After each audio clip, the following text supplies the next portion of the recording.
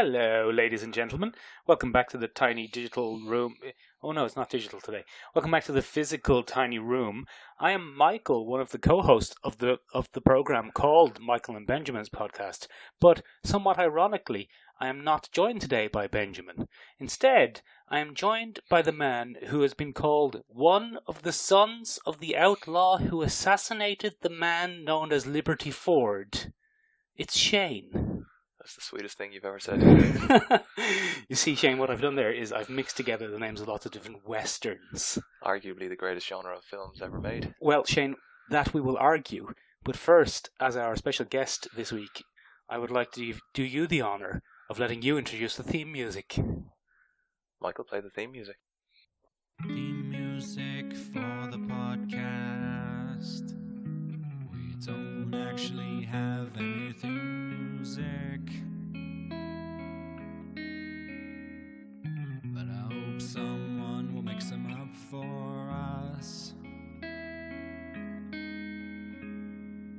I don't wanna name any names. Rachel, I hope it's Rachel. Very good, excellent. Okay. Shane, that was a bit shouty, I do apologise. Shane, before we talk about westerns, let's talk about some of the news of the week. Yes, let's do a one-word review of each news item. Okay. Then talk about it more to fill out time. Excellent. But for those people who are pressed for time, they can just listen to the short review. Yes. Kind of an Instagram highlight sort of thing. Yeah. Shane, the biggest news this week was probably the trailer for Once Upon a Deadpool. Good. It was a good trailer, wasn't it? Yeah, it makes me want to see the movie without giving away too much. Yeah. Now, Shane, would you like to fill us in on what sort of conceit they're using in the trailer? Listeners might remember last week where Ben admitted that he didn't know who William Goldman was. Yes. And thus proved to the world what a tool he is. Clearly, Ryan Reynolds does know who William Goldman is. Yes. And has used the conceit of wrapping up a PG Deadpool in a Princess Bride style, a frame with Fred Savage. Yeah. Shane, here's a question. Yes. Which we didn't talk about before the podcast, so I'm springing it on you now. Excellent. Do you think that this is going to be just Deadpool 2, or do you think it will be parts of Deadpool 1 and 2 combined together? I'd say it will be parts of Deadpool 1, 2 and other stuff to fluff it out a bit. Do you think that the other stuff will be exclusively Fred Savage and Ryan Reynolds in a bedroom, or do you think they'll add more to make it a bit Crimbassy? There might be Crimbassy stuff. There might also be joining scenes where they've had to cut out, the old ultra-violence. Well, what I was thinking was Deadpool 2 on its own, if you cut out the violence, wouldn't be enough to make a film. But if you included the Fred Savage stuff and a little bit of the origins from the first film, that would make a Princess Bride-esque tale. It would. Or would you be happier, Shane, as a fan of the Princess Bride and somewhat of a fan of Deadpool, but not really? Would you be happier if it took a risk and, let's say, messed with the ending and didn't do a real ending or something like that? To be honest, as the type of fan I am of The Princess Bride, I'd be happier if they just left it the fuck alone.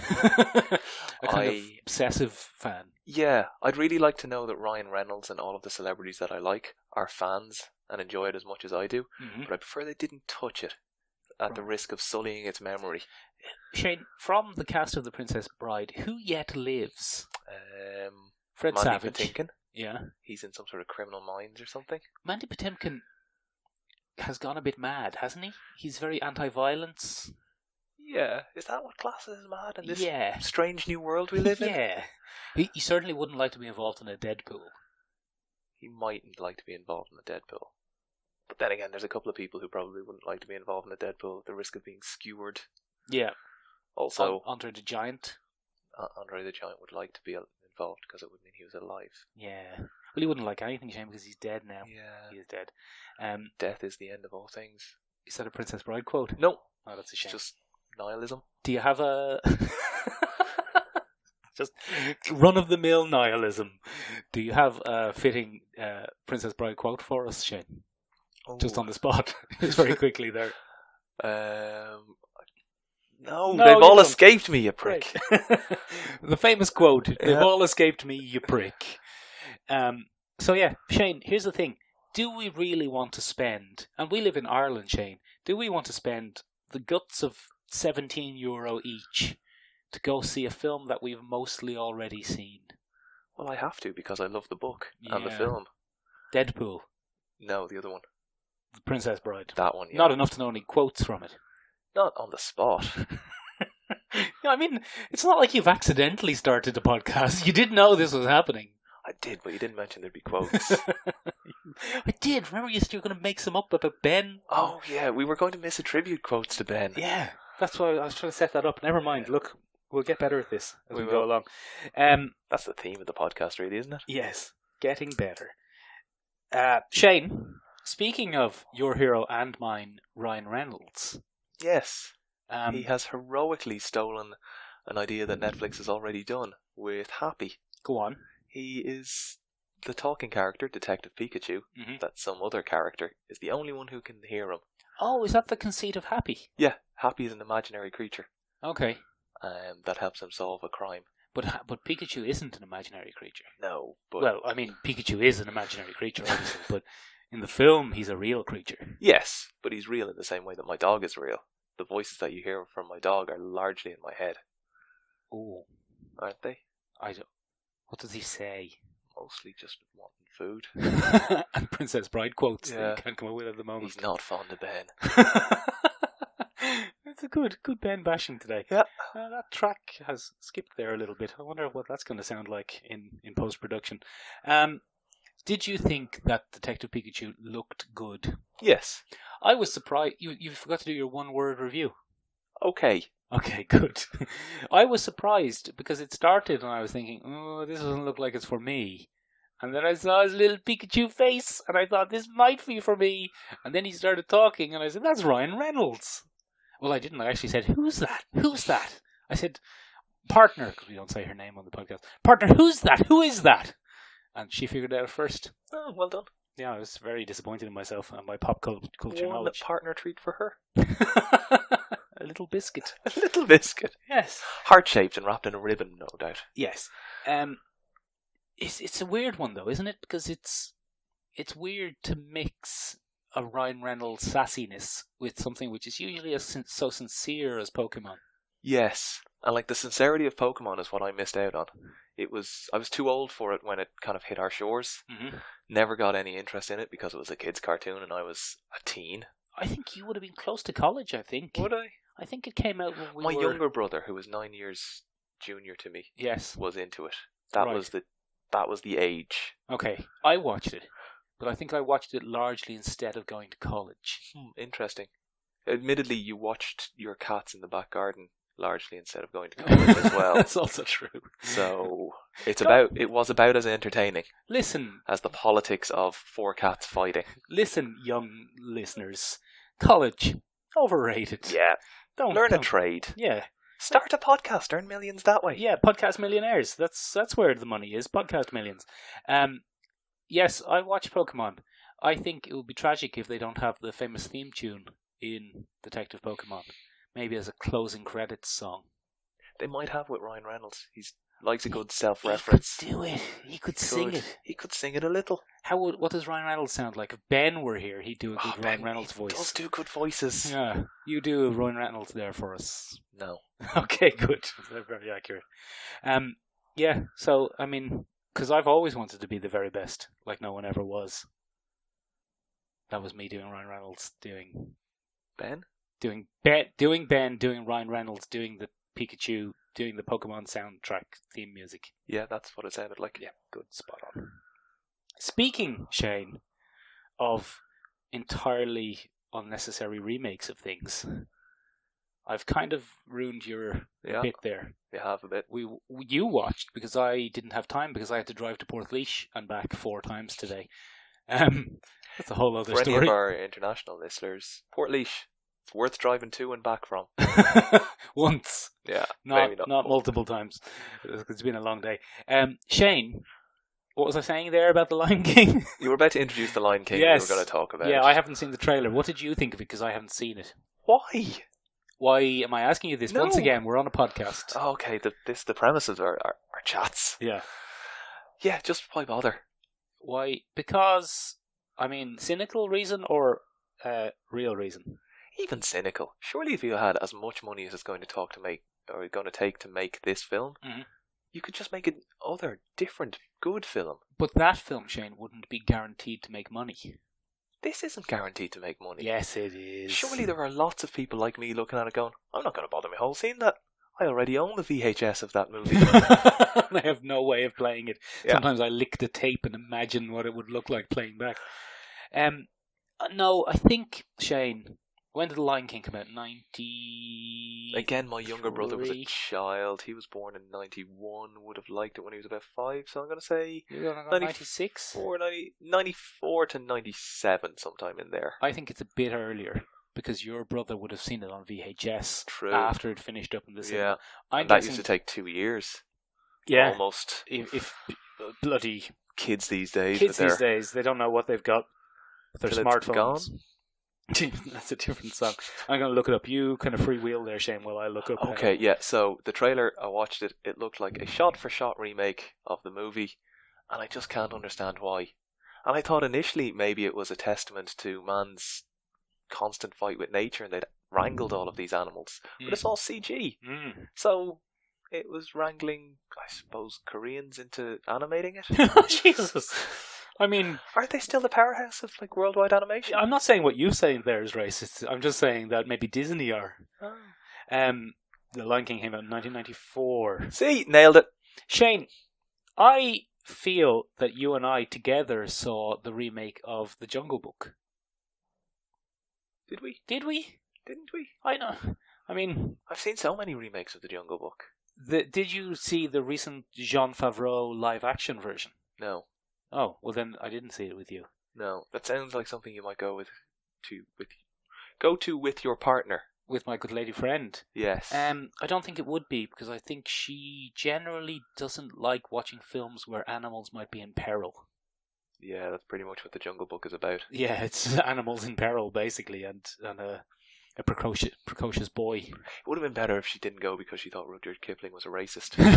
He might have been. Oh, he definitely was. Was he? Oh, yeah. Like a classic, like a H.P. Lovecraft level racist, or just a... just Imperial English racist. Ah, these darkies, the locals. What? Yes. As soon as we put down their rebellion and stop them asking for rights, then we'll have some tea. Yes, some good British tea.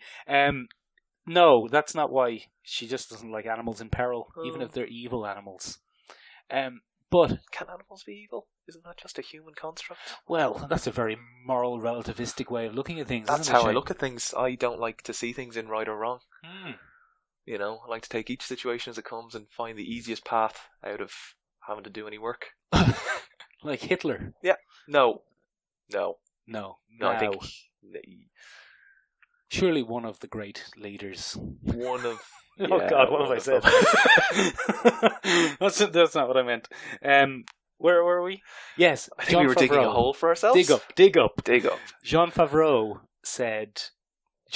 remade The Jungle Book, and we were somewhat concerned that it looked like a shot-for-shot remake, and it turned out not to be.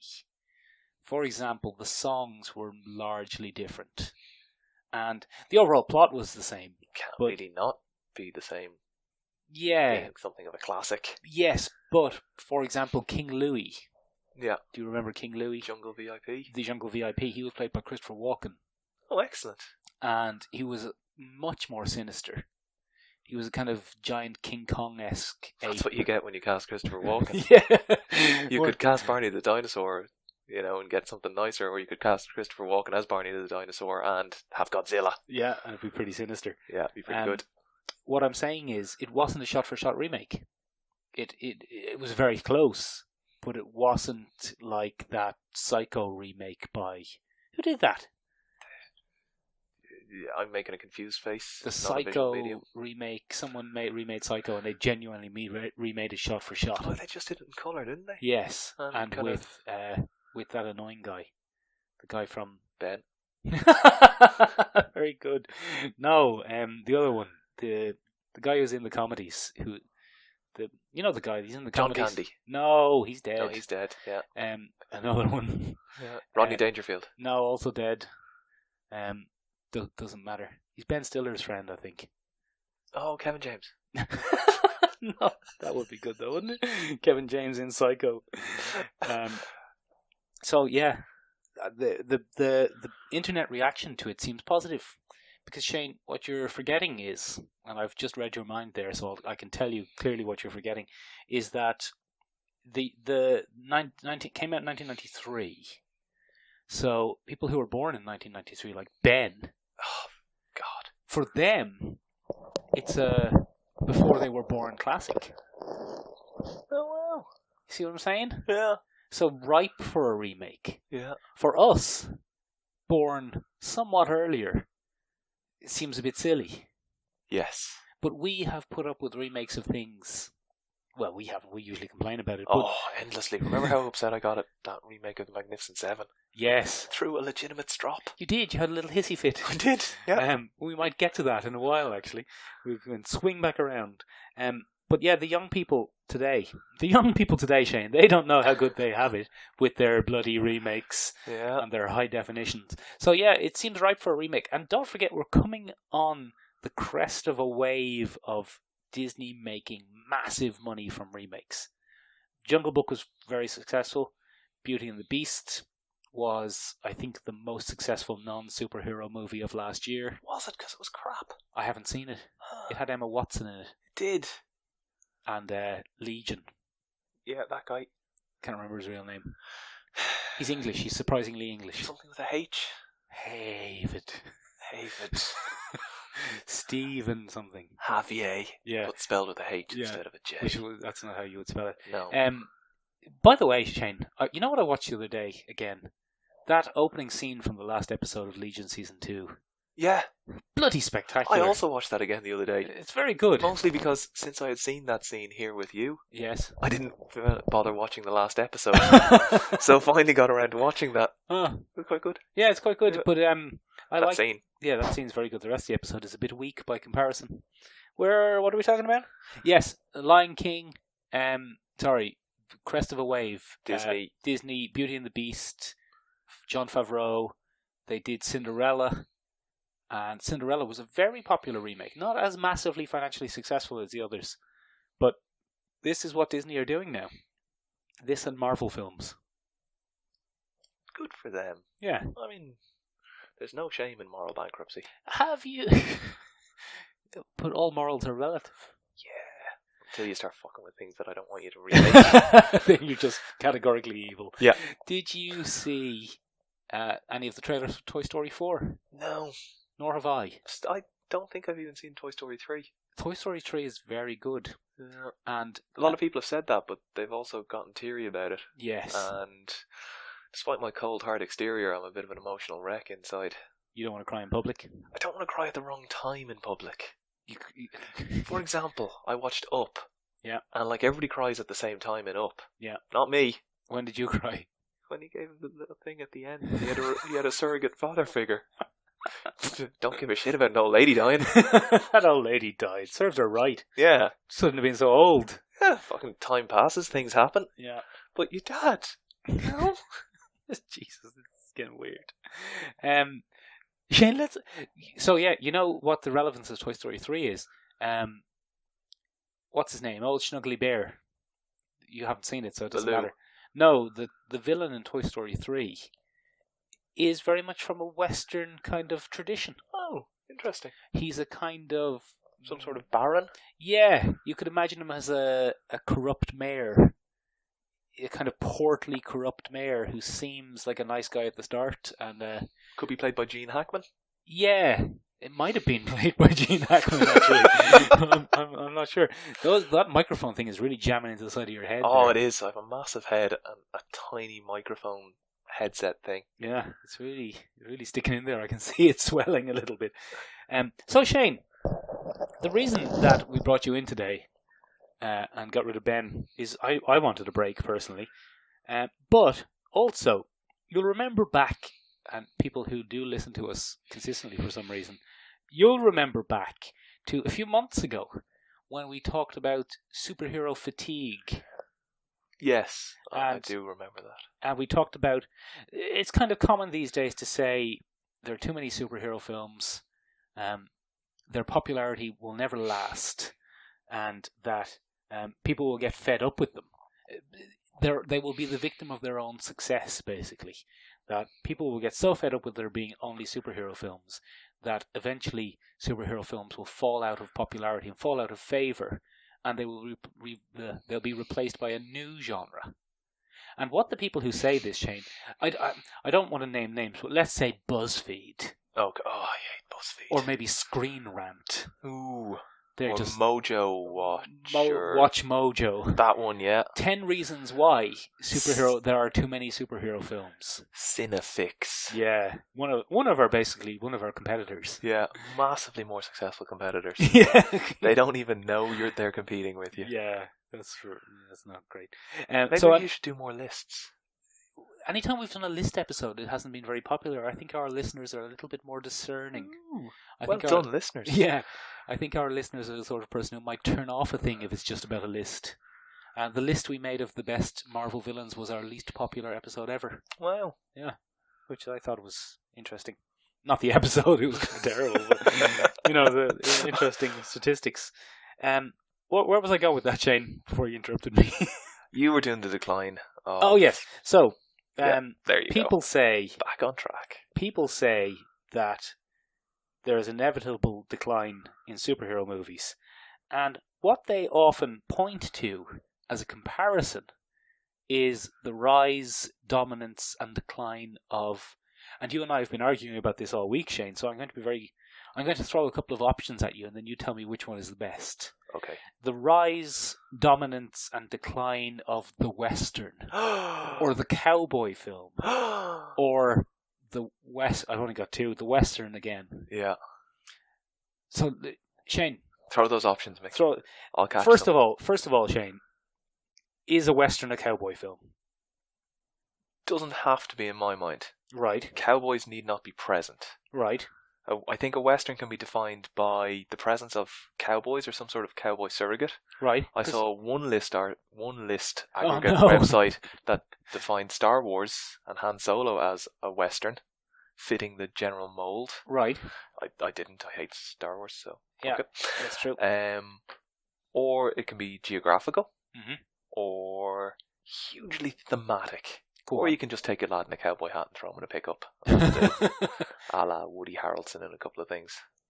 Or No Country for Old Men. Yes, definite Western. But you had cowboy hat, you had guns, you had bit of an outlaw, and you had setting. Right. And you had Tommy Lee Jones, who has done a lot of... What Clint Eastwood did with a bit of flash and a bit of pizzazz Mhm. with Unforgiven and kind of, here's my take on the Western. Yeah. Suck it, bitches. Mhm. Tommy Lee Jones is just doing quietly. He's had the 3 Barrels of, what's his name, Melquiades or something. That doesn't ring a bell. Yeah, it's just this film. Yeah, it's good. You should watch it. Slow burner. Okay. This is just going to be a podcast of me telling Mick what westerns he should watch. It's going to be real boring. Shall we tell the listeners what westerns I did watch? So just so everyone knows, I'm not a westerns person. When I was but a youth, my younger brother enjoyed westerns. He was a bit of a cowboy. And I see you laughing there, and he won't appreciate that. He enjoyed cowboy. He would wear a cowboy hat on his head. Sometimes he would wear other types of hats and claim they were a cowboy hat, though they were clearly not. Interesting. Yeah, children aren't the most consistent. No. But I never really liked westerns, Shane. I always found them a bit... And this is the interesting thing, you see, because what I'm about to say, people know I like superheroes, Shane. A lot of people have been in the tiny room. Not at once. It's No, tiny. no, it's tiny. Maximum 3. But people know I like superheroes. For example, there's Spider-Man, a Yeah. famous superhero. A Spider-Man. Yeah, a Spider-Man. There are a variety of other superheroes here. Anyway, what was I For saying? example, this other Spider-Man. Yeah, or that Spider-Man over Or there. that Spider-Man. Is your argument here that I have too many Spider-Mans? I think my argument is that there are too many Spider-Mans. Oh, okay. There's a busty lady over there. There's Electra. Yeah. What are we doing here? What am I doing? Just pointing at things and naming them. Yeah. Then we're going to move on to what westerns people should watch. Oh yeah. But first, I was going to say yes.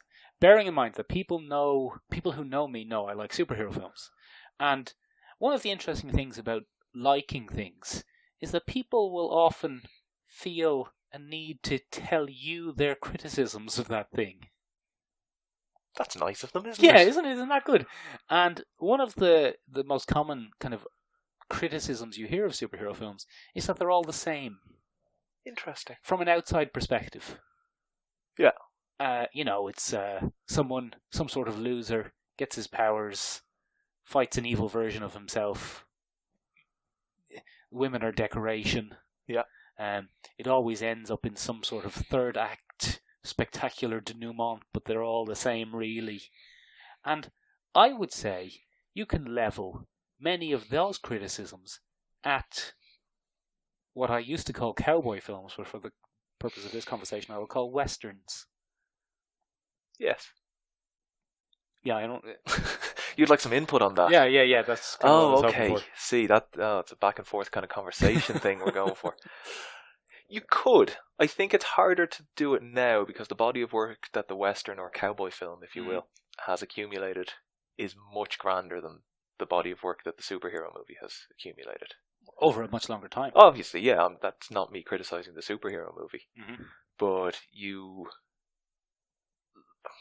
there were two cowboy movies made, Rio Bravo and High Noon, and Right. they took different. They were essentially the same kind of film. You got a sheriff who has to stand up to a bunch of bad guys. Yeah. And then towards the end, he kind of shoots them all. Yeah. And one was made by Carl Foreman or something like that. Okay. Who's brought before the House Un-American Committee. Oh, those guys.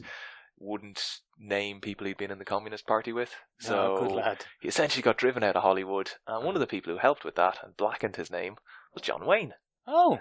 And John Wayne made a rebuttal film because he said High Noon was the most un-American thing he'd ever seen. Oh. And he made Rio Bravo. Right. Whereby the sheriff had to fight a bunch of bad guys and shoot them. Yeah. And you've described the same thing. Yeah, they're essentially the same film. Right. It's just the way they kind of came together. In the first, nobody in the town would help, and you had this sheriff who was isolated. Nobody had come to his aid. He was driven out, and he went and he had to do it all by himself. Oh. And in the second of them, John Wayne, as the star of it, had a plucky band of heroes who banded around him. Of good solid Americans. Yeah, good. One of them overcame his alcohol addiction and very good. Became like the best damn shooter in this town. Okay. And shot some bad guys. Yeah. Now there you had kind of a critique of McCarthy era communist hunting, red hating politics, but wrapped in essentially the same cloth. Right. So from the outside perspective, yeah, they're essentially the same movie. From looking inside and looking out, they're so wildly different. One is pure apple pie Americanism. The other is communist. The two... No, where was I going there? The two films that you recommended to me... Recommended more than two? Well, you recommended many, but, I'm a busy man. I have to drive back and forth to Portlaoise many times. Over and over. Sometimes more than once in a day. The two that I watched recently were from very different eras. Yes, that's what I tried to give you. Right. I tried to give you a smattering. Right. I won't say what they were yet, but Shane, just to get us focused on the kind of topic of discussion of does it relate to superheroes, may I refer you, Shane, to a quote from a certain no, that's not him. Let's just call him Ben Buscombe.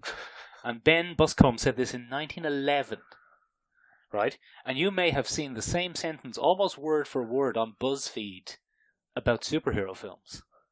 Because he said, and I stole this from the internet, the Western genre is a gold mine, which I think is ironic because they're often about like gold a lot towns, of panning for gold. Yeah, and silver mines and stuff like that. Frontierism. Yeah, but anyway, he said the Western genre is a gold mine that has been worked to the limit. And he said that in 1911. Prescient. But not really, No, though. not at all. Oh, you're He's being completely ironic. wrong. Okay, you're being ironic. Because Shane, little did he know that in the 30s and 40s, almost a quarter of all Hollywood movies were westerns. Wow! Thank you. Thanks for a nice reaction there. Whispered wow. Yeah. And the peak, Shane. Remember, I told you during the week I was going to research this. Yeah, I did. well done. The peak was in 1953. Oh. 1953. How many were westerns then? More than a quarter. Oh, that's not. It's not. It's not. Well, as I thought you were going to say half. No, it's not as impressive as half or almost all. Yeah, but it's still. I mean, you're talking like more than a quarter, maybe a third. Yeah, like you. Yeah. I think it was like 27%. Oh, so close to not a even, third. Not even a third. But still, for more than a quarter of all films produced in a year, and this is during the Hollywood studio system. Yeah. When, despite being relatively young, they'd make a lot of films. Yeah. Oh, stars just came in a bus. They were all produced on the same soundstage. Then you Bang turned them out. Yeah. So then in the 60s and 70s, that's when a lot of people say was the decline of the Western, because it went from almost every film was a Western to you had maybe one or two a year that were financially successful. Okay. Rather than the production didn't necessarily slow down as much. Okay. But only one or two a year were making it big.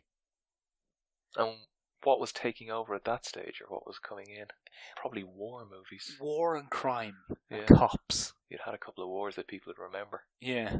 Although a lot of the westerns from that period are your kind of Clint Eastwood westerns, which were quite different from the American Pie, Might is Right, gun shooting. Clint Eastwood kind of went into the spaghetti western, which was a little bit rougher. The colours were more drained out. The landscapes weren't as pretty, weren't as picturesque. Wasn't soundstaged. Yeah, you didn't have that. Did the cowboy music? Yeah, they ended differently. They ended on the death of either the good guy or the bad guy, whereas the other ones used to end on, well, yeah, the good guy or the bad guy. Well, the bad guy had been shot, and then the ending shot was the good guy going back to his wife and family and settling down, or drifting off into the sunset like a good cowboy. Because that's the first one that you recommended that I watched was The Sons of Katie Elder. Yeah, classic John Wayne. Is it? Yeah. I think it's the first ever, and I'm willing to admit this on air. It's the first ever John Wayne film I've watched from start to finish. Wow. No, it's not. I've seen True Grit. Good. Is that a John Wayne? It was, unless you saw the Coen Brothers remake. I've seen didn't both. Have John Wayne in it. Yeah, I like the newer one better. Yeah, I think it was better. I like them. The child actor was better. Haley Steinfeld. She's in Bumblebee.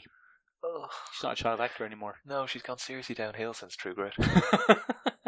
She's a pop career. Yeah, like you come in, you start your acting career with a multi-Oscar winning, like tour de force, and then you go, and what was that one she was in with? Pitch Perfect. Sophie Turner.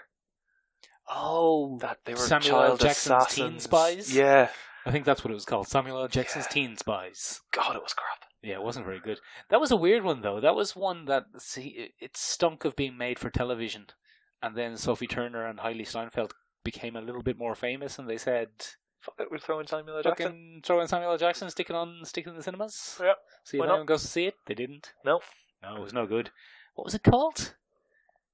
No idea. Slightly Famous Teen Assassins. Yeah, not even a hint of sapphic erotica. They were pretty young. Were they? I don't know. Where are we? What are we doing? I don't know. What's on the podcast this week? Westerns are great. Westerns. Katie Elder. Yeah, tell us about the Sons of Katie Elder. I watched Shane, and I was. You tell us about the Sons of Katie Elder. I was fucking bewildered. I was sitting there watching this thing, going, "What the hell is this? Is it a comedy? Is it a drama?" That was always the thing about John Wayne. He infused a little bit of comedy. Right. Different type of dry wit. Yeah. You know, hey Pilgrim, I'm going to shoot you. Yeah, there was. But only in your foot. Yeah. And I mean, a lot of the actors clearly didn't know their lines. Yeah. There's a lot of stumbling over things. There's a lot of starting half a sentence and then breaking character and then starting a new sentence. It's bizarre. I think that type of film has a lot to answer for in the modern political landscape of America. Okay. This big right hook, Yes. Might is right. Guns. Guns a slinging. Simplistic kind of a John Wayne answer to a problem. I couldn't help but watching it and thinking of Clint Eastwood in Dirty Harry, where he says, "I know what you're thinking, punk. Did I fire 5 shots or 6? Because the bullet, they seem infinite. They only reload the guns for dramatic tension. I counted John Wayne fired 17 shots after reloading a 6-shooter. Guns were the same as the steering wheels in those old-timey cars where Right. you had a background Yes, moving. yeah. You had to keep doing something with it. Yeah. Like the steering wheel going back and forth. If that was actual driving, it would be like your good lady friends driving. And pedestrians would be being milled out of it left, right and centre. Take that, women drivers. So yeah, I wasn't a huge fan of that.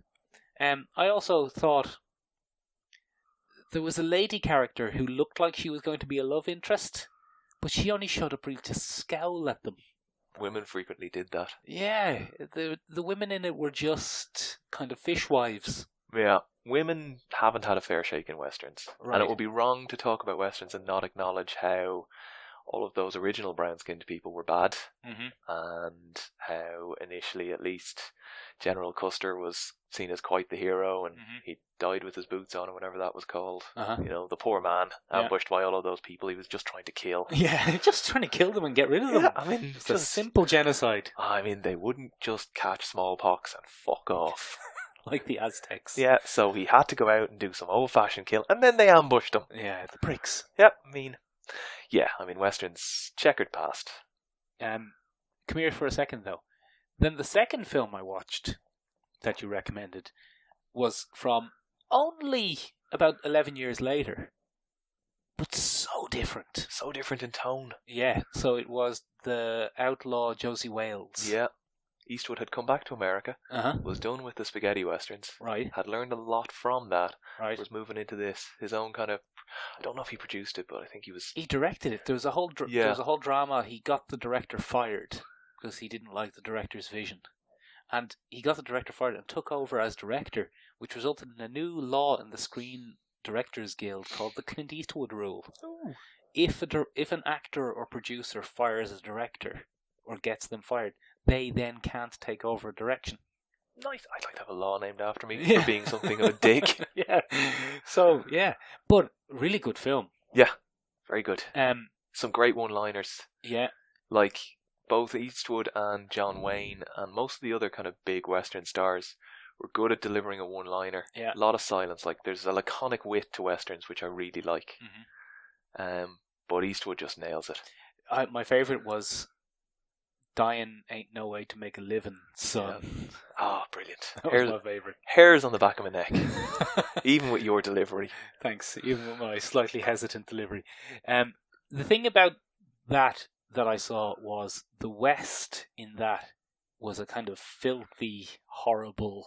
Yeah, you can see that Eastwood had learned from a kind of a spaghetti Western type. History was starting to be a little bit less favourable to... The old killing the brown people. Yeah. The old Civil War, that kind of era. Mm-hmm. Was looking at it with still rose-tinted glasses, but Yeah. less so. Yeah, a lot of raping. There was a bit of raping. A good bit of raping. A lot of threat of raping. One of the most horrific threat of raping scenes I've seen in The Outlaw Josie Wales, where the Comancheros drag a woman from a wagon, and then she gets saved anyway, but she's fine. But his real life girlfriend. Yeah, I think he married her after that. Was that Sandra Locke? Yes. Yeah, married her after that. Not the most age appropriate relationship, but anyway. No. That's what you get when you... One of the fascinating things about that film for me, Shane, and again, I have not seen many westerns from start to finish. I've seen more Clint Eastwood. I've seen Unforgiven.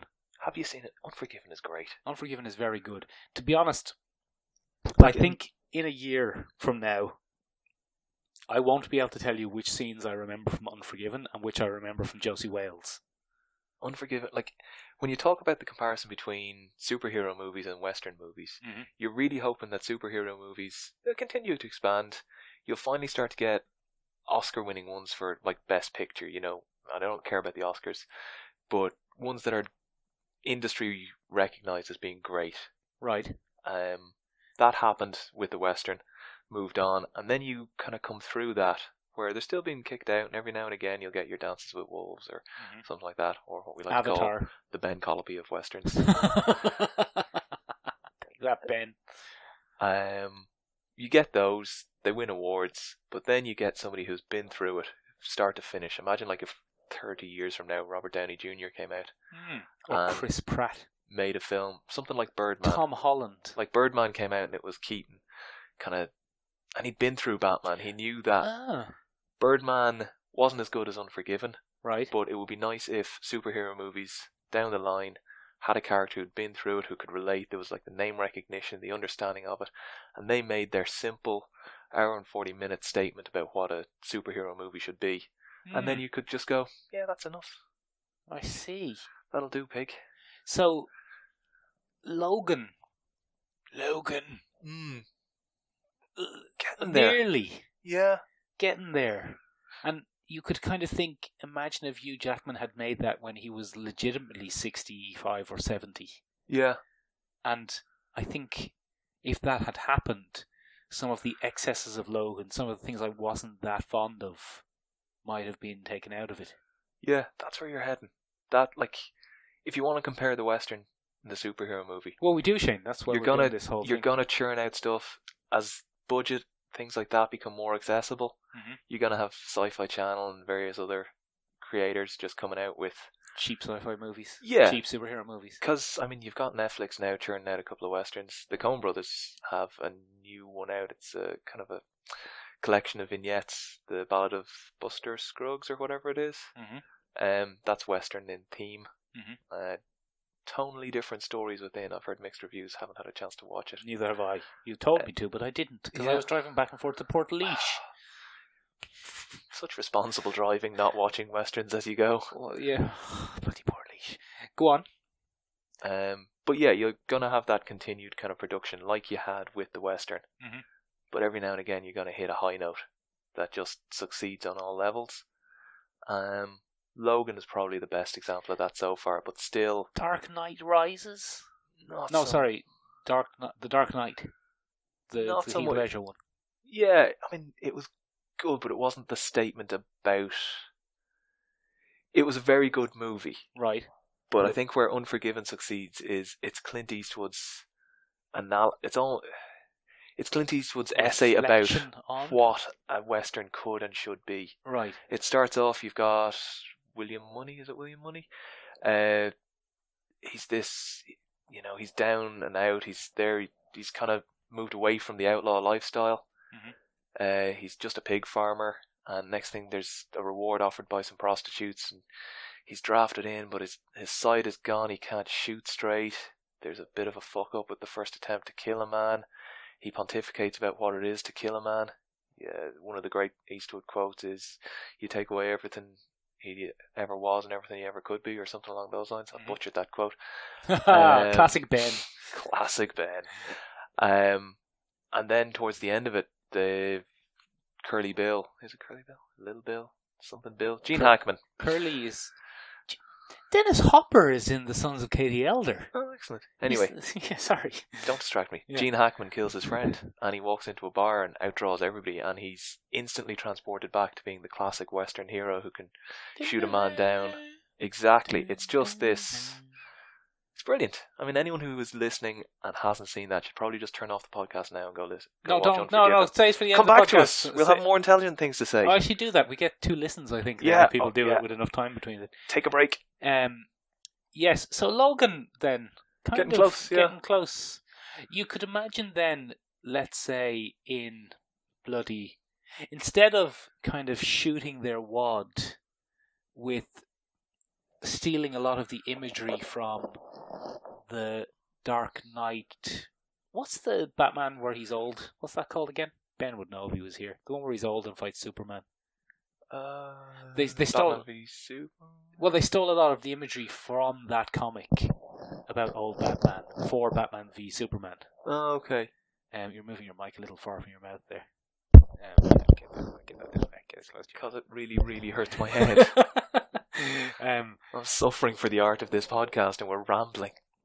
No, hold on. They stole a lot of the imagery, but if you could imagine then if Keaton had directed that in another 15 years, and he was genuinely a 75-year-old man who had lived through multiple iterations of Hollywood's approach to superheroes, and then directed his piece de resistance commentary on superheroes, which is what The Dark Knight was for Frank Miller. That would be the Unforgiven of comic book films. That's kind of where I'm hoping it goes. Like, I think the simple analysis of comic book movies, they'll produce more of them as long as they keep making money. They'll gradually stop making as much money. Right. People will still have a passion for them.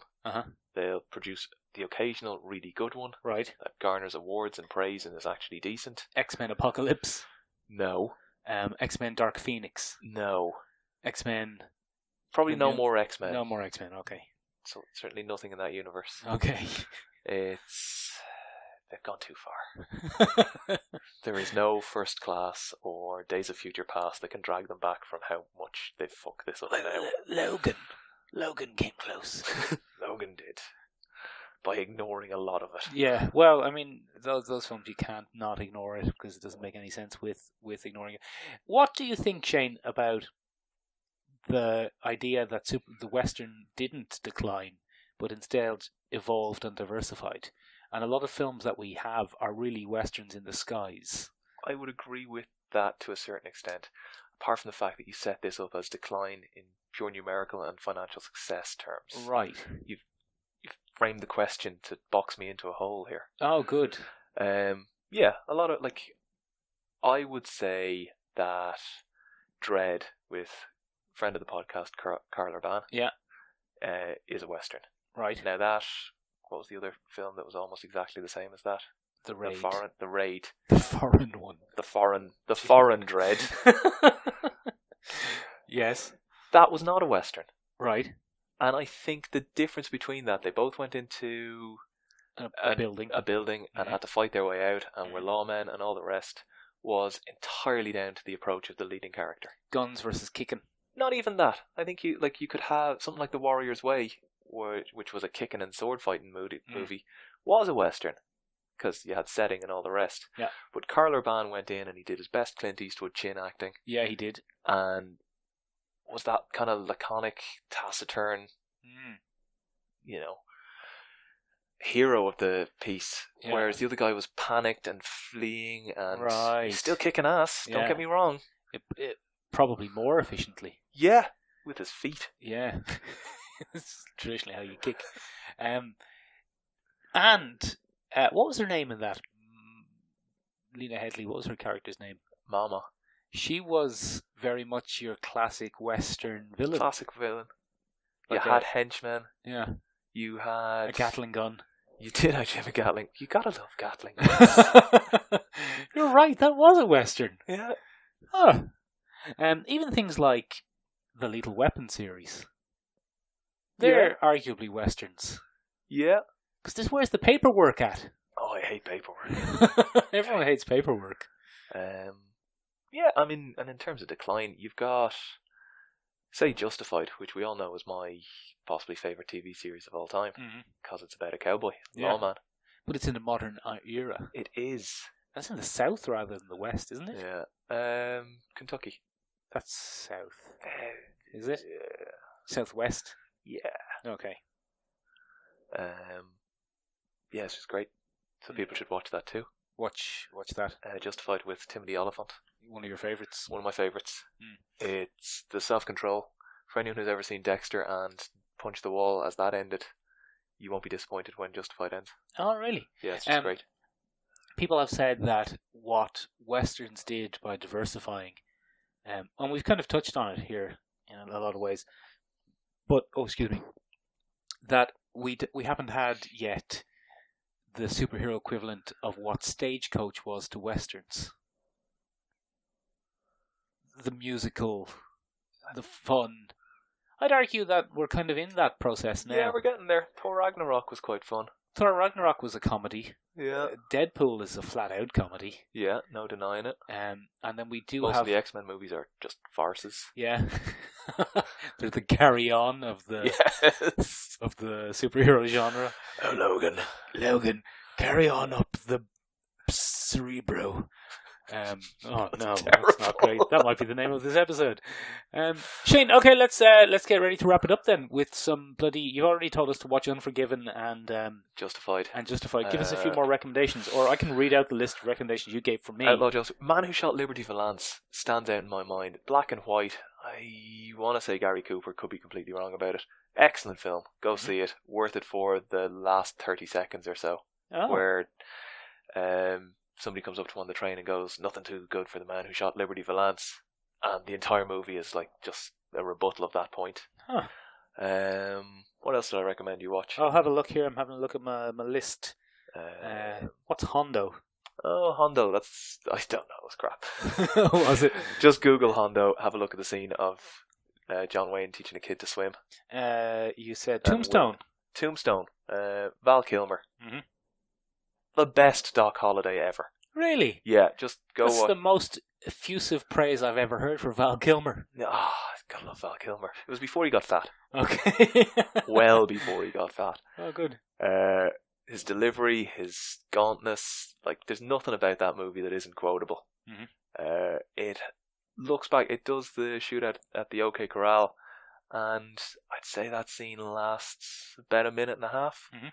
which is accurate. You've had other films that build it up and glorify something that was just a back alley fight. Yeah. And they did it justice, I felt. And then you had Kurt Russell, who, you know, we all love, mm-hmm. even though he's a bit mad. Not hotel receptionists. No. No, there he's always fucking phones at them. I mean, well, if I were that famous. He's blacklisted in the Hotel Receptionists Union. The old HRU. Yeah, great film. Go watch Tombstone. And you also have, I have a text from you here. It says, The Magnificent Seven, the remake, not the original. No, I didn't send that. You did, it's that here. Might have been Ben. Oh, quick. Very good turnaround. Ben seems like he'd like a remake. Yeah. Go watch the original. It's got that guy who throws knives, which, I mean, not sexually, but that was definitely formative in my approach to things. I think anyone who can throw a knife straight is a hero in waiting. I've often said of you that you'd throw a knife at a man as soon as you'd look at him. I would. Yeah. And I'd stick it in him like 3 out of 10 times. So pretty safe. Yeah, I suppose I have to do the wrap up that Ben usually does. Yeah. So, okay, I don't know. What does he say? He talks about where you can make contact with you. So, tell us smoke signals. Yeah, what is wagons? Very good. Yeah, I'll include that now. Tell us about what westerns. Do you like superhero films and westerns, or is that only Shane? Is he the only one? Are there other Shanes out there? Is there a western film called Shane? Yes. Are you named after that? It, yeah, Alan Ladd. Very good. Famously short. They used to have to put a plank on the ground for him to walk along beside his leading lady. Really? So she wasn't towering over him. That's very interesting. Famously, you're 1 centimetre taller than me. Massively taller than you, as 1 centimetre. I've heard it described. Yes, been described as your big friend. That is true, you have.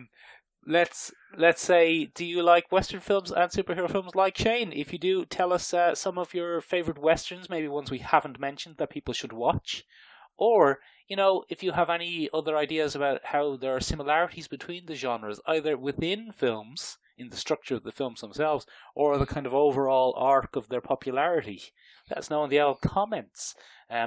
If you're listening on iTunes, give us a review. Giving us a review is literally about the 4th best thing you could do for the podcast, other than just directly sending us loads of money. What are the other 2 things? Creating loads of fake accounts. Oh, listening. accounts. Yeah, fake accounts. Russians? Yeah, it's only Russians listening. Fake accounts to give us lots of listens. We're also on, as you know, iTunes. No, I said that, didn't I? Yeah. I'm not great at this. Ben's better at this. We're on the YouTube. Things you don't hear for 1,000 there, Alex? Yeah. We're on the YouTube where you can listen to this podcast, but also with at least 12 different images, which you might like to look at. So many you know of those what will be about. Clint Eastwood. They will this week. And we're on a SoundCloud. So give us a like and a subscribe and the whatnot. And thanks for listening. Bye. Bye, and thanks to Shane as well for filling in for Ben this week and telling us all about shooting people with guns and whatnot.